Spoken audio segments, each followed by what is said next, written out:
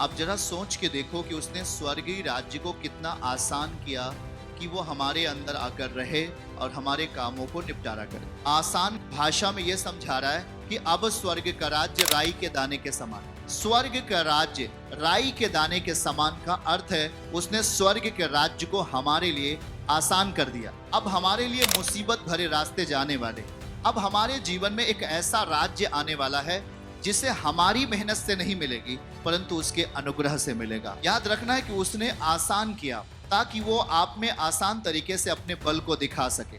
लेकिन याद रखो उसने आसान तो किया है पर उस आसान का लाभ आपको लेना किस तरीके से है। कुछ लोगों ने कहा मैं चर्च गई और मैं ठीक हो गई, कुछ ने कहा कि मैं वहां गया और मैं सही हो गया। पर आपने कभी ये सोचा कि स्वर्ग का राज्य हमारे अंदर बना रहे, कायम रहे?